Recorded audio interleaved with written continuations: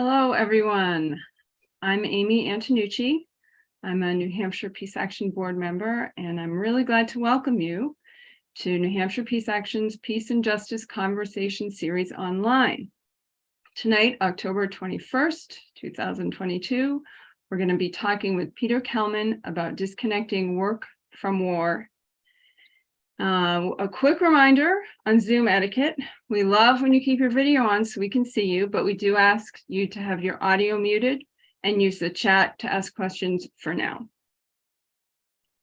For 40 years, New Hampshire Peace Action has been educating, mobilizing, and organizing to build a more peaceful and just future for all, one based on cooperation instead of competition and conflict, and where mutual benefit and shared security lead to a more peaceful and just global community. In that spirit of respect, and as we approach the National Day of Mourning for Native Americans in the U.S., we'd like to acknowledge that we are doing our work on Nodakina, the traditional ancestral homeland of the Abenaki, Pennacook, and Wabanaki people. We honor with gratitude the land, the waterways, and the Alnobak people who have stewarded Nodakina throughout the generations. This every other week online conversation series has been a way to help us engage, learn, and figure out how to make the changes that we've been yearning for. Another way that New Hampshire Peace Action is trying to embody the world we want is with practices of gratitude and honoring, along with the already shared land acknowledgement. We also want to take a moment right now to hold up the life of Staunton Lind, peace and civil rights activist, conscientious objector, tax resistor, professor, author, lawyer, and a people's historian who just died on November 17th. His 93rd birthday would have been tomorrow.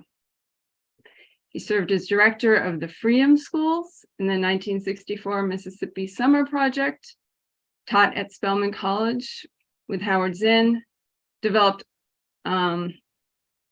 was active in the anti-Vietnam War, in the labor movements, and we'll hear more about him tonight, but we want to just take a moment to say presente to Staunton Lind. Presente. So we are so pleased to welcome back Peter Kellman. Peter has been active in U.S. social movements since the 1960s, been a civil rights worker, anti-war demonstrator, environmental and anti-nuclear activist, union organizer, labor historian, and new agriculture homesteader. He joined us in November of 2021 for a discussion of how labor and peace movements are often in tension in the US, since so many good jobs are within the military-industrial complex. Tonight, we're going to delve deeper into how to build a world where people have more options for challenging and working outside of that system. And we'll be starting with a conversation, kind of interview sort of thing between Peter and I, then we'll open it up to your questions as well. I wanted to start with a real quick story. For me, I've actually been thinking about the issue of work and war since I was a child. My father worked as a physicist for the US Department of Defense, and most of his work was actually on radar technology, specifically how to differentiate migrating birds from nuclear attacks, something that, as I understand, they still haven't quite worked out. But I mostly remember when he was transferred to the MX missile project, how he would come home at night and just sit in a chair with his head in his hands and how much he wanted to quit. But he felt trapped by having a sick wife and 2 kids. And luckily for him, they switched him back to the radar project pretty quickly. But I have never forgotten those moments and that idea of wanting to myself have work that wouldn't make me feel the way it made him feel. So Peter, I'm going to start by asking you, what inspired you to spend your life working on social issues, labor, agriculture, anti-war. Can you get into a little bit about your background, what brought you here? Sure. You reminded me of a story, so I'll tell that one first, I guess. I think I was living in Salem, New Hampshire, and I was in the 7th or 8th grade. And one of my classmates' father had died, hit a tree and died in a car accident. And a few days later, I was with another classmate, and his father was driving. His name was Billy Troy. And we passed by the place where the accident had taken place, and some mention was made of that. And Billy's father, Billy Troy Sr., said, who had been in World War II, made some comment about the fact that the man who had died had been coming from the Veterans Hall. And he said that the people that hung out at that hall tended not to be the people who fought in the war, but they fought it on the bar stool. And he went on to say that he was in the big battle on D-Day, and that the only reason that he lived was because he came in relatively late, and so he got to hide and survive behind the bodies of the soldiers that came first. And many years later, I went to Salem. I took my mother. She wanted to go back and visit. This is in this century. This happened. So the story I told was probably around in the 1950s. Anyways, we went back and we saw the Troys, and I kind of brought the subject up again, and he repeated the story. But his son, who was my age, told me that that was the only time he ever heard him talk about the war. And so I always had that image was always in my mind. And then as I got older and went to college, one of the things that happened to me was that in 1964, I was at the University of Maine in Orono, and a man named Theobald came to talk, and he was a futurist, and he addressed the entire school. And he was talking about something called Cyber Nation. And there was a group of people, and they had organized this thing called the Triple Revolution. And it was some of the leading social democrats in the country were involved at that time. But Cyber Nation meant that it was a term that they put together to say Cyber Nation is when machines tell machines what to do. Now, if you look that word up now, it's going to have a hard time finding Cyber Nation meaning that. Now it means nations that have a lot of cyber, I guess. But anyways, many years went by into this century, and I decided to write about where my ideas came from. You know, I just thought I was so brilliant, and everything that I knew, I just invented myself, right?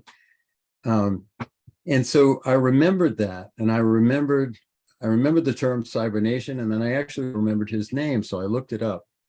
The first place I found it was that it was on part of the curriculum of the 1964 Freedom Schools in Mississippi, which of course brings us, Staunton Lynn was the head of that. I don't know whether he had anything to do with putting that on the agenda or not, I don't know, but it was there. And essentially what the Triple Revolution was saying was that, look, pretty soon we're going to have all these excess. We won't need to do a lot of work because machines will do the work, right? And so therefore, we can do all these great things. First of all, we won't have to go to war anymore because nations won't have to compete, right? So now we have resources, but the question was, who is going to control those resources? And I was just a few years ago, I read this article in the Washington Post, and it said that over the next 13 years, the rising tide of automation will force as many as 70 million workers in the United States to find another way to make money. A new study from the global blah, blah, blah, blah. So it goes on and on. They never mentioned the peace dividend the way the Triple Revolution did. They were saying, look, now we don't have to fight wars. We don't have to compete. we can take all of these resources, if we can control them, and use them to benefit humankind. And that's what's, I think, missing today when they talk about laying people off and automation, and no one ever talks about it in terms of if humanity really controlled those resources, how we could change the way we do things and where we could put resources where we don't put them now. So that was, I think those things will give you at least a place to begin into what to do with the peace dividend. I mean, we never think about computers today as being potentially a peace dividend, right? Like it's only about, as the article I read referred to stated, it's about money. And what the recent article talks about is, well, we're just going to have to retrain all these people to do other things, even though there isn't going to be a whole lot of work for them. But anyways, that's the solution. Whereas in 1964, there was a national group that got some attention that could put a different proposal on the table. And it really, I think in the long run, it's what gave me hope. I thought, well, gee, if we can really build a movement to change things, we have this technology that we can put at our disposal. But that's, I think that's our goal. Our task today is to try to put, those kinds of things back on the table for discussion. Thanks, Peter. So I'm not sure if this will take us in a new direction, but one thing that you mentioned in our last conversation that really stuck with me, and it's also in some of the writing that I've read of yours, is the importance of envisioning and then creating a counterculture or a new culture. Is that connected to what you just said, or can you say more about it in any case? Oh, sure, absolutely. I think the term movement is used extremely loosely these days. I tend to go with Lawrence Goodwin in the Populist Alliance. And one of the things he says that in order to have a movement has to create a counterculture that's different from the established culture. So the established culture to me is like what the article I read from, saying that, okay, you lose jobs, you just retrain people. Even though it's not going to work, but I mean, that's okay. The counterculture says, no, it's great that machines are doing the work. Now human beings can do things that are really important to human beings, whether it be more education. The list is endless once you start thinking about the really positive things we could do with our time if the resources were available for us to do it. And so that takes a movement, and that's what was going on in 1964. You had 1964 was the summer, was Freedom Summer. And when you think that there was a movement building before that, I mean, the movement didn't begin in 1964, right? It began before that.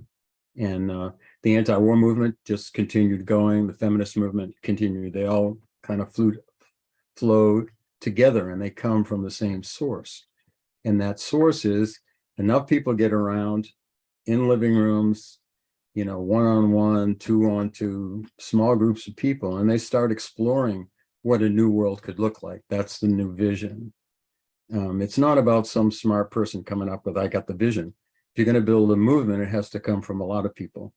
They all have to be part of that, creating the vision, and then forcing that to take place. And I think one of the things that's missing today is, I was looking at another thing that I had a project I had worked on that a number of people worked on, but Staunton Lynn also worked on, was called the Assembly for Unrepresented People. It took place in Washington, D.C. in the summer of 1965. And that was the first mass arrests against the war. And there's an iconic picture of Staunton Lynn, Bob Moses, and Dave Dillinger, because they were heading the march before we got arrested, and they got paint thrown on them. And there's this kind of, looks like there's blood on their faces, it's paint. That came out of that. But one of the things in looking back at the Declaration of Peace, it said, I mean, our objective was to go into the chambers of Congress and declare peace on our own behalves, not for the American people, but just for ourselves. But in that one-page leaflet, there's a little picture of it, we state that we only represent maybe 30% of the population. So we got a long way to go. We're saying that right from the beginning. Whereas today I run into, if you think back on Occupy, and it was like, well, we represent the 99%. Well, I think that's kind of bullshit, because Occupy didn't represent 99% of the people. I don't know what percentage it was, but I think that that's one of the differences from the outset, is just being honest about where the movement you're trying to build is, because it's really hard to go ahead if you don't really know where you are. So I think that's a really important component of building any movement, is honesty, a democratic movement. And just the willingness to take the time to talk to people, in real meaningful ways, and do it in an organized fashion, similar to what we're doing tonight. You have to start someplace, and talking about ideas. I mean, most ideas origins come from a long time ago, and there's just little things we add to them as we go along. So anyways, Yeah, that's great. Now, and I hear you saying it's you have a vision yourself, put together now by all these conversations and all these people you've known. And in terms of disconnecting work and war, can you say more about how that would work, what vision you have, how the new culture would do that?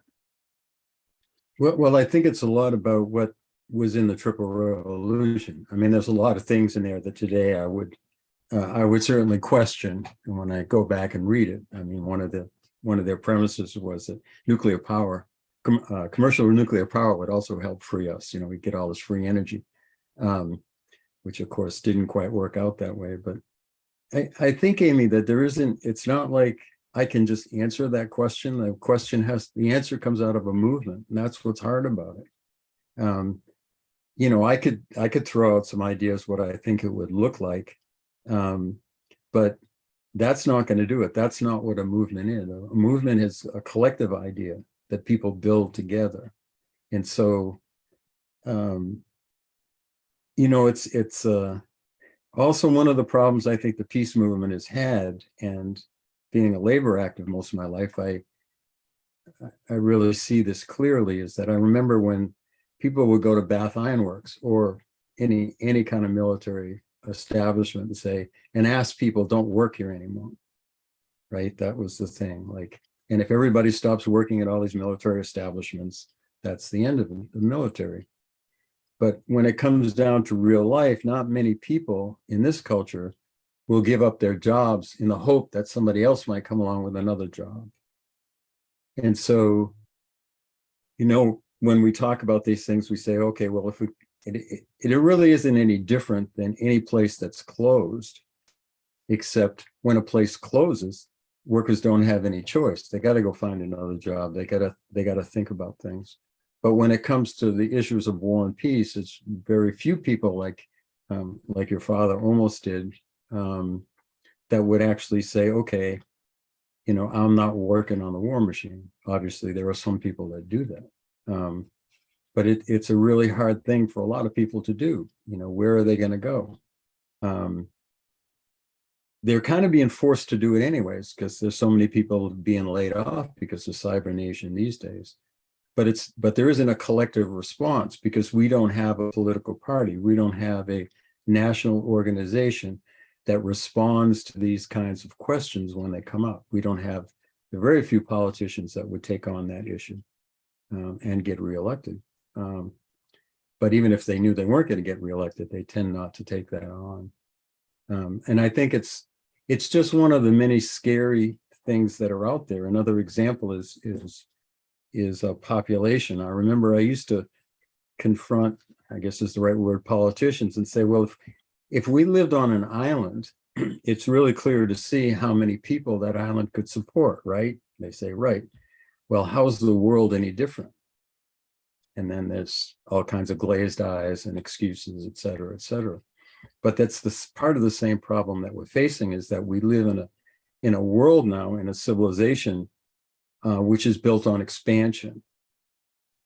And part of the problem with that expansion we're seeing playing out right now in Russia, right, with Russia, and its wars of aggression. No, not any different than the United States has done over time. But as the populations increase and the amount of food and the ability to grow food decreases, it creates a lot of stress, obviously, and wars come out of that, among other things, and a lot of other terrible things. And unless you have a movement with a vision to the contrary that can really force their opinions on the body politic, it doesn't happen. It just doesn't happen. And I certainly, and I think I know a lot of the people that are watching have seen the same thing. I mean, in the 60s and 70s, when we had these mass movements, we forced change on the body politic. I mean, I remember in early discussions, and some of them were at Staunton Lynn's and Alice Lynn's house, actually, where this discussion actually took place at the Lynn's house in New Haven, when 7 young men got together at their house, and we were having discussions about what we could do about the draft, and we ended up forming an organization that traveled around the country, urging young men to avoid the draft in one manner or another. And what we thought at that time was that we looked for some historical background to people who lived in Nazi Germany, who were fighting from the inside, were trying to fight Hitler, and so we called ourselves the Resistance at that time. We were the Resistance. We didn't think we could win. I mean, our hope was, and that we could stop the 7th Vietnam. But when we stopped Vietnam, we didn't know what to do. We hadn't thought it through, right? Because I remember people from Europe saying, geez, if in any country of Europe, we had turned around the foreign policy of our country, we'd be in power. But we didn't have the ability at that time. We weren't old enough, in quotes, to really understand power. I mean, we exercised it, but I don't think as a collective, we really understood what it was that we had built. And so it pretty much dissipated afterwards. When you raise the question of like, what could we do? Look at what we did. I mean, we threw the Army and the Navy and the Marines and the Air Force off of our college campuses. I mean, completely, right? They were gone because they couldn't physically be there. We wouldn't let them be there. That's direct action, right? And we have very little direct action today. I mean, direct action today is an email and please send me money. Kind of what usually comes across my computer is, all these organizations that I'm familiar with, anti-corporate organizations, labor, even some labor organizations, they're always asking for money. And it's always based on something horrible happens, let's do that. The other thing that I think that would be helpful to change is that what we're really good at is criticizing the establishment, right? Podcast after podcast, book after book explains in great detail every aspect of our society, what's wrong with it. But there's very little about trying to create something new, which was a really intricate part of the discussion in the peace movement, in the civil rights movement, the anti-war movement, and parts of the activist labor movement back in the 70s and 60s and even into the 80s. But I find that's pretty rare now.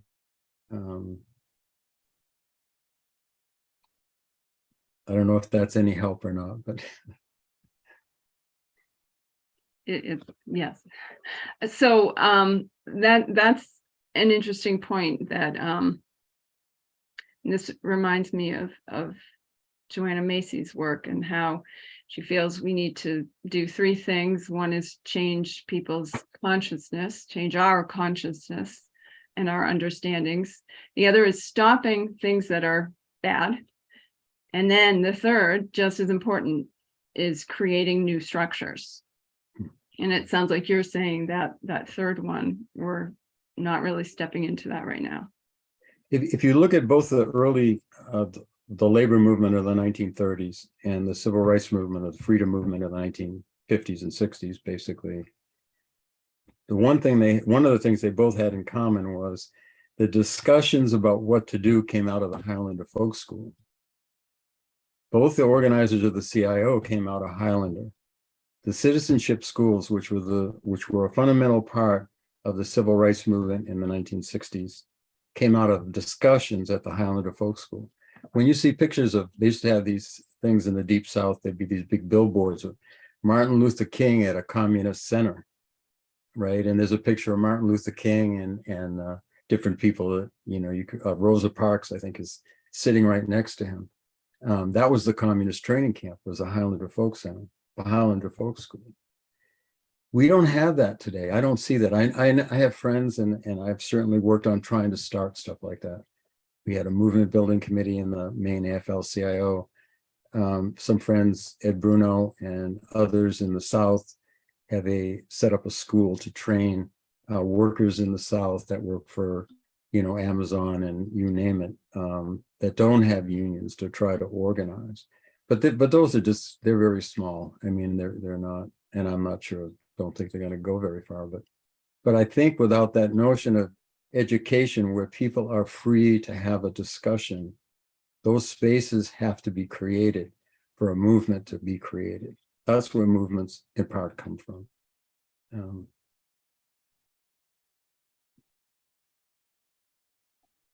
Yeah, okay. And I'm going to look in the chat soon, but one thing that you and I share, and I'd like to hear more from you on, is commitment to food, growing our own food, local food movements. And I wonder if you could connect that in, there's a quote by, I should have looked this up, by, I think it's Fannie Lou Hamer, something about how, if you have enough food for the winter, you control your destiny. I'll look it up and put it in the chat. But I don't know what. I have a good story about that, Amy, that I think you'll like.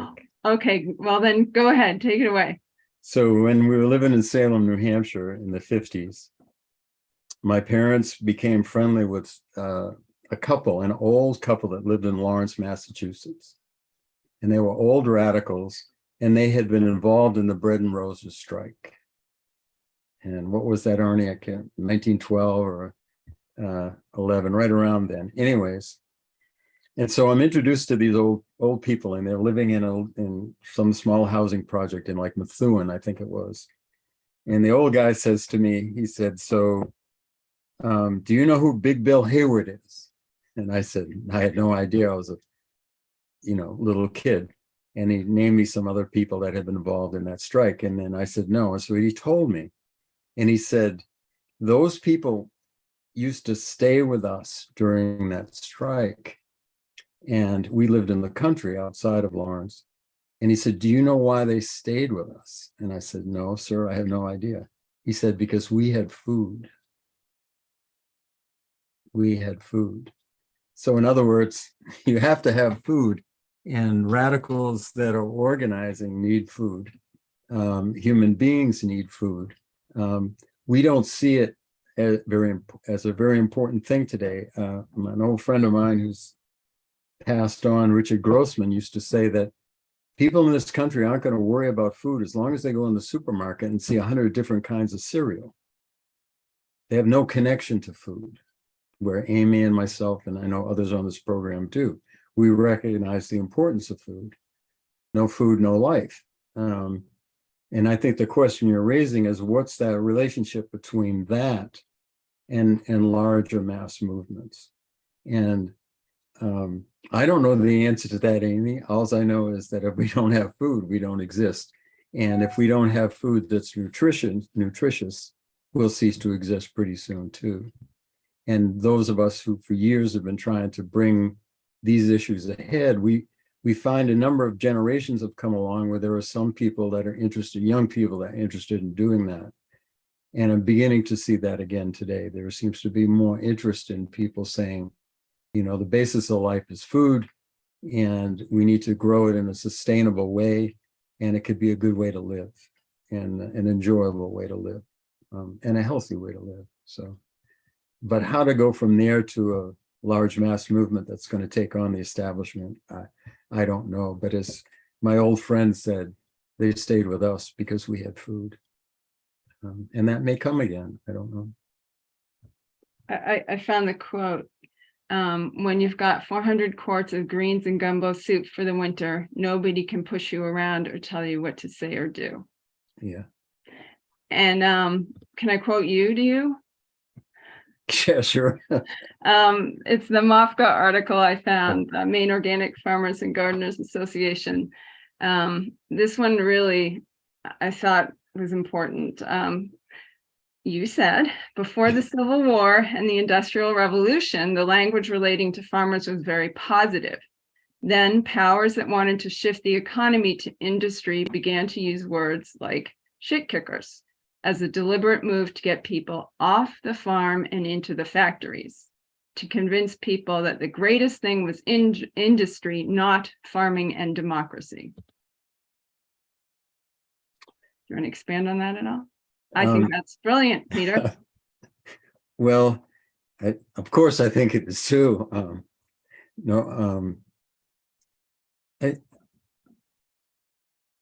I think there's a lot of things that you can look at in terms of what a sustainable society looks like. And one of the things that people like yourself are doing is setting an example that others can follow, to how to have a sane society, based in part on growing food. One of the things I've thought about in that connection over the years is that I had looked back at the World War I victory gardens, right? And there were these in World War II too, but especially World War I, they had these great images of people growing food. And the idea in terms of mobilizing the culture was that it didn't matter whether you were just growing 25 bean plants or 2 tomato plants. What they argued then was that, okay, that means there's more food that the bigger farmers can send over to Europe. Now, I think we can learn a lot from that. I wouldn't want to reproduce it, but the other thing I was thinking about was in World War II, because, you know, my parents are children of the Depression. They both grew up during the Depression, and my grandparents obviously did. And I was born in 1946. So there was still these cultural things that were left, like everybody had a roll of aluminum foil, a ball of aluminum foil, right? Because you were saving aluminum for the war effort. And people saved their string, and there were all kinds of things that people did. And the purpose of that was not that it made that much difference, but it was the kind of attitude that it created amongst the population, that we're all in this together. And we don't have that today, at all. And I think that's that's what I see is missing from the discussions about the climate crisis. Is like, it's almost like it's an intellectual debate, and it doesn't really get to the culture. We're not doing things that would make people think about what's going on. And certainly our governments aren't doing that, that's for sure. They could be. I mean, to me, that's the big thing. I mean, to shift back to labor for a minute, people used to ask me, and these are union people, well, what can my local do? You know, what's the most important thing we can do to make some change, you know, to do a better job, to represent people, to et cetera, et cetera. And my answer always was, you need to know your own history. You need to start every meeting with a labor history moment. We have to know where we come from. And if you do that, you take like some of the examples I just gave. I mean, we're just rich once you get into the history of movements in this country that opposed rule by the wealthy and rule by slave masters. You find all these examples of what people did, and sometimes they became very powerful. You know, one of the interesting things to me was that I was on a radio show in Maine, Public Broadcasting has a 1-hour show every day, and it was on an anniversary of the March from Selma to Montgomery, which I was a part of, and I was there on the last day when Martin Luther King gave his speech, and I was asked a question on that show was that, well, what did I remember about that speech? And I had to admit that I remembered absolutely nothing. And so I went back and read it. Now, in between my being in Selma in 1965 and when I got that question, I had done a lot of research and writing and studying and about mass movements.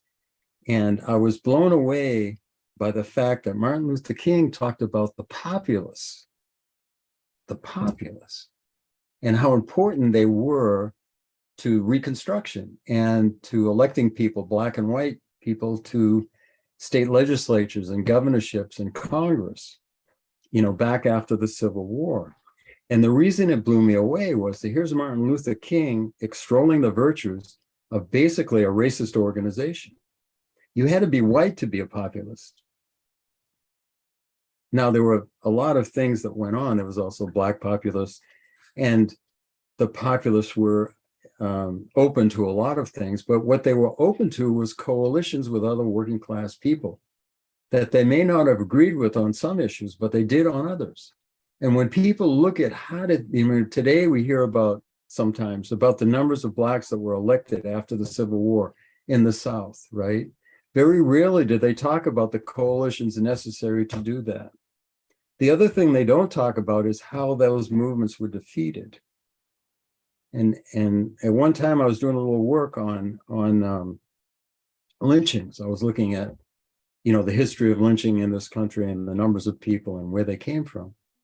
And I found a very interesting thing, which to me speaks volumes. And that is that the first people that were lynched to end Reconstruction were white. They were white.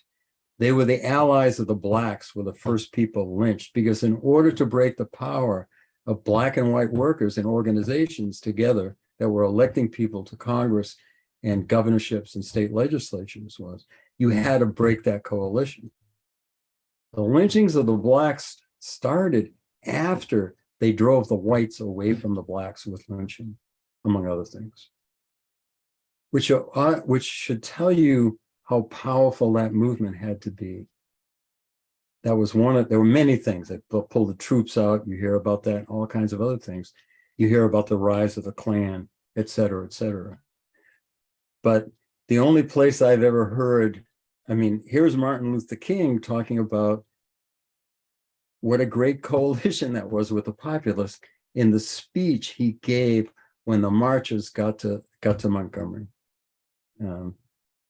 Now, of course, even if I had heard that back in 1965, I probably wouldn't have understood it. But anyways, that gives you some idea. So I want to go to other people's questions. And first, I'm going to call on Robin to go ahead and unmute. Robin has a hand up. Remember to unmute and ask a question while there you go. Hi, thanks. I'm so glad to be a part of this conversation. I'm from Burlington, Vermont, and back in the day, we allied with Jobs with Justice. In the late 80s, I think it was, Bernie Sanders was mayor, and Dave Dellinger and I went to the IU union, the United Electrical, right? Because in Burlington, the General Electric was creating the Gatling gun, one of the most pernicious weapons of destruction that was being sent to El Salvador and destroying the people there. And so we talked with the union workers, and frankly, we didn't get very far, as I recall. But we did have an organization, Jobs with Justice, kind of behind us, and the whole idea of peace conversion. And nowadays, I don't hear anyone talking about peace conversion. Can you talk more about that, Peter? There's not much. What I hear today, there are some organizations called, basically what do they call it? The Blue-Green Alliance. I mean, it came out of, the battle in Seattle back in, 1999. It was the Turtles and the Teamsters. Yeah. And so there are similar things going on today. To my knowledge, they haven't taken hold really any place. Because I think well, first of all, the unions beginning by the 1950s, by 1948, the unions had broken their ties with the Highlander Center, for example. They said, we don't need to think about stuff anymore. And they started to create, it's been called the social contract. I don't think it is, but between the UAW and General Motors. And it's essentially some of the CIO unions were still fighting in the 50s for universal health care, national pension fund, you name it, and we're open to all kinds of change. But that pretty much ended by the 1950s, and it hasn't changed. There's, Wimpensinger, when he was head of the machinists in the 70s, came out against nuclear power. You could talk to him about, these kinds of issues. He was the president of a large national union. But I think the unions are as stuck in this present culture as much as anybody is. I don't see it. I certainly don't see it coming out of workers. The one positive thing that's going on internally within the unions in this country right now, I think, is that there's almost no manufacturing unions left. It's like maybe 7% of the workforce in manufacturing is organized. And so the larger unions now are predominantly in the public sector. And public sector workers tend to be more open to these kinds of ideas than production workers whose jobs are based on war rather than peace. I mean, that machine gun you talked about is manufactured. 50 caliber machine guns are manufactured in Saco, Maine, and have been for a while. Yeah. And anyways, I don't. I think for these ideas to percolate within organized labor, there also has to be a real working class movement that pushes the ideas that, for example, were being talked about in the Triple Revolution. And I don't see that in any large form yet. But climate change, the money going into infrastructure and weatherization and so on, those are all jobs. But I haven't noticed unions touting them and offering them as alternatives to working for war. Well, I don't know of anybody putting it in terms of working to end wars. There are a lot of unions today, especially in the building trades, that are pushing solar.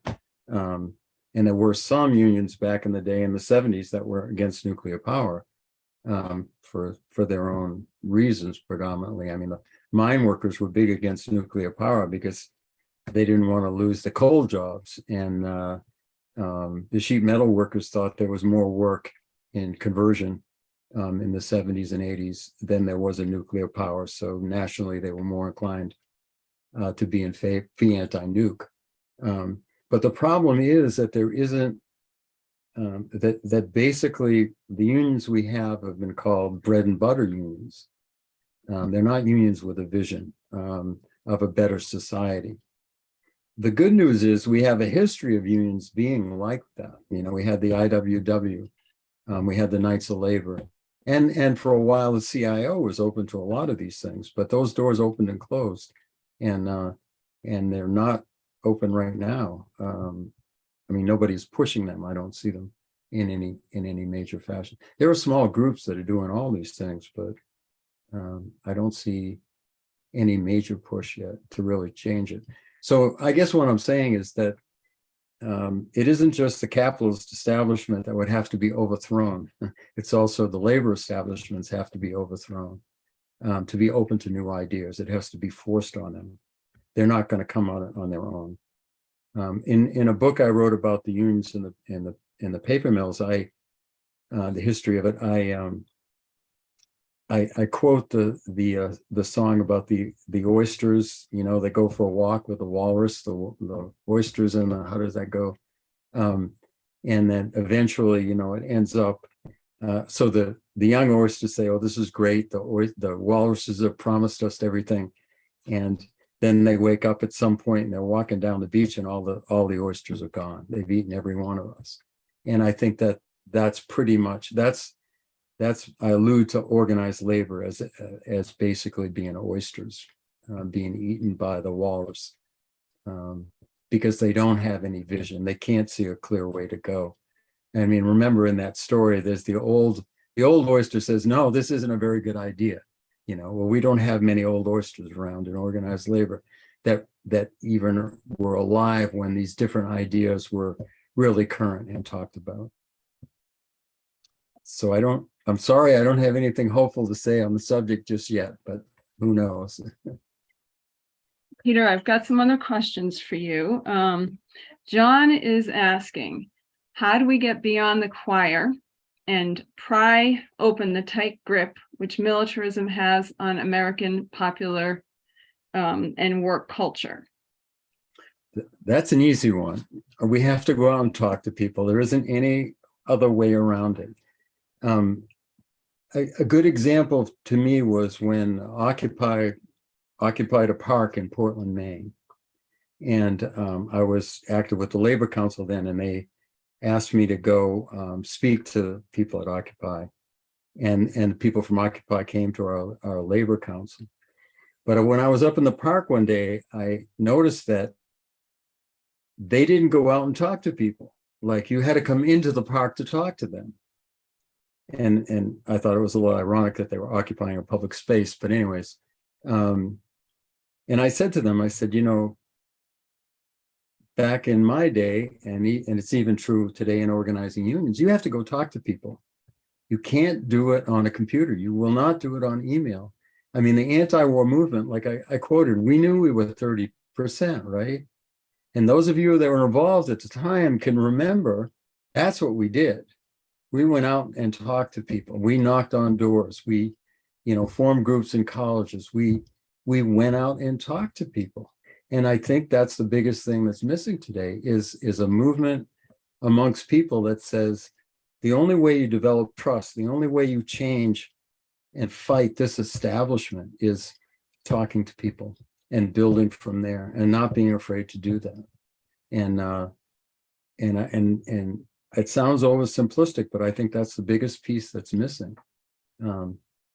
Remember, some of you, I'll look and see the faces, so I know you all remember this, or many of you remember this. When we were running anti-war candidates in the 60s and in the early 70s, I mean, we went out and talked to people and was not popular, right? It wasn't a popular thing. I mean, the population was for the war initially.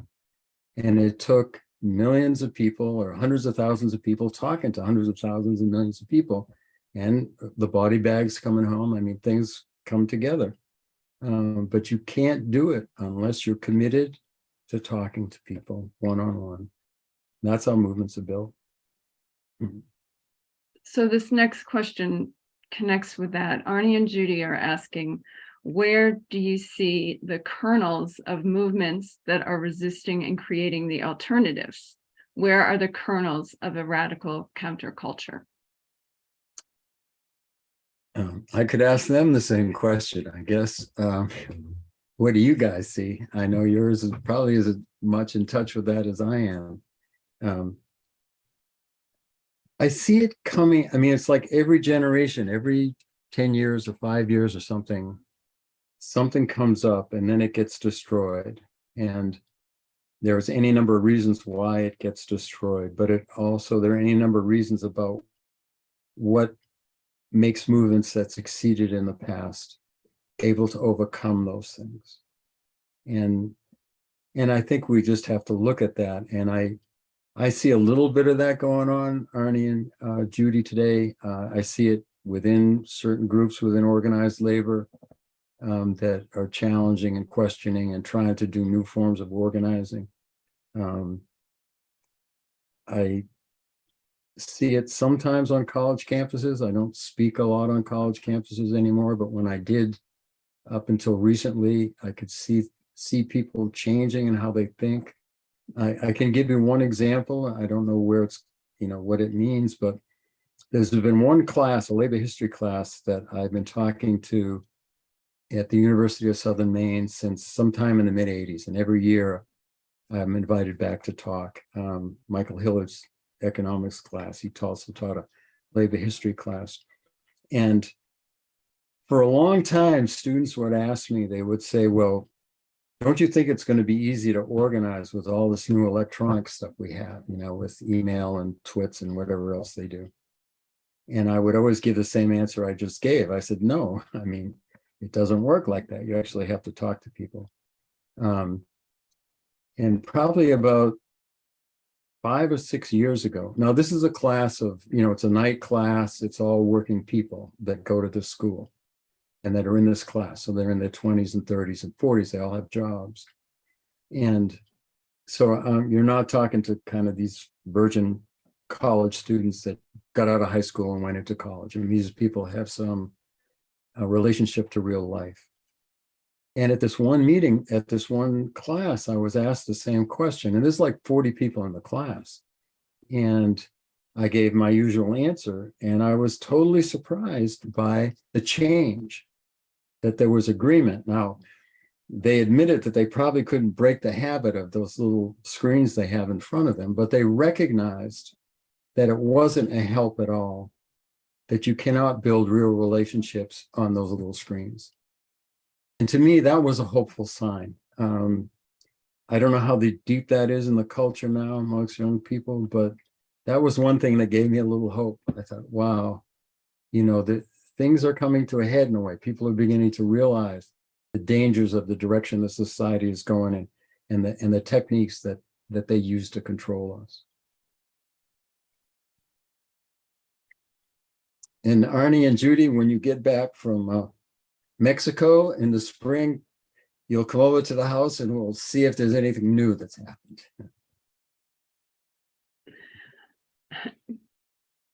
Great. I'm going to have to end the conversation here. It is almost 9.